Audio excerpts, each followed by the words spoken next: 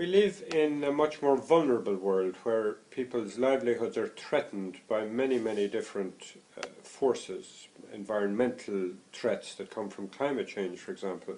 At the moment we see a classic example of it in the financial threats, the way in which people's livelihoods in our countries, in the West, in North America, have been suddenly threatened by a sort of a tsunami, a financial tsunami that hit them out of the blue.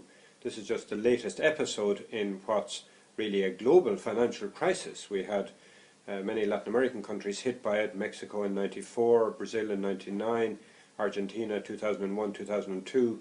East Asian countries were hit very badly by it in 1997. So this is coming to roost. It's coming back to us to remind us that these are global crises. We're not immune from them.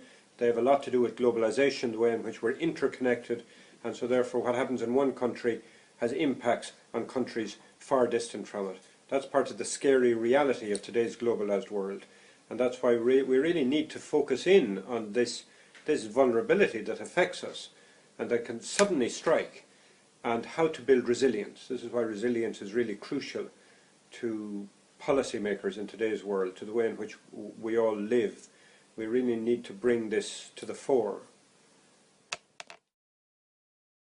So how does one build resilience? Resilience refers to a lot of things. I mean, what makes me resilient? What makes me able to withstand these sudden shocks?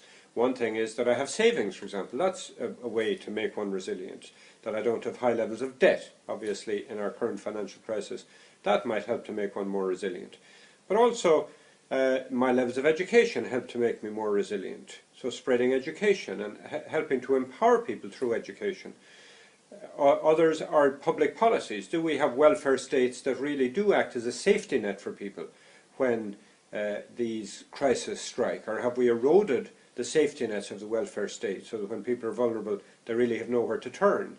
And that, of course, often is linked to the emergence of new forms of violence as people begin to turn against one another. So that's another form of vulnerability that might emerge. So how do we build forms of resistance that really give us strength to withstand the threats, the growing threats that we face, both in the economic sphere, particularly in the environmental sphere from climate change, and we have huge threats coming down the way, peak oil. What are we going to do? How are we going to live in a society when oil begins to become so prohibitively expensive that we really can hardly afford to use it?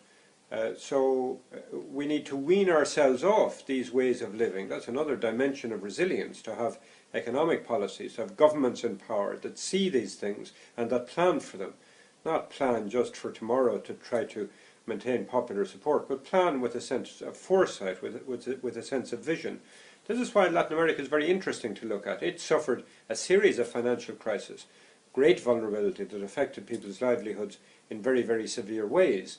But through organisation at local level, through local social movements coming together in country after country and struggling very hard over many years, what has emerged now in the region is governments run by left-wing parties who are aware of these issues and who are seeking, for example, to try to build more resilience through much better funded social services, so that people are not only supported in times of vulnerability, but there's incentives for poor people to maintain their children in education instead of taking them out and sending them to work. All of these are investments for the long term.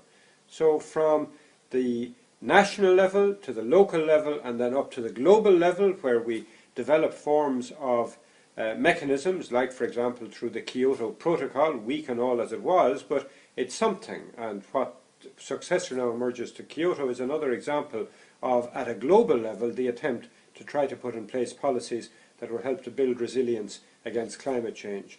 Another example is the attempt now to put in place at an international level, through the G20, forms of regulation of the financial system of big banks. Of course, the banks are resisting this, but forms of regulation to ensure that this financial crisis we're suffering from can't happen again, because banks won't be allowed to get away with the crazy speculation that has landed us, I mean ordinary people, with the crisis.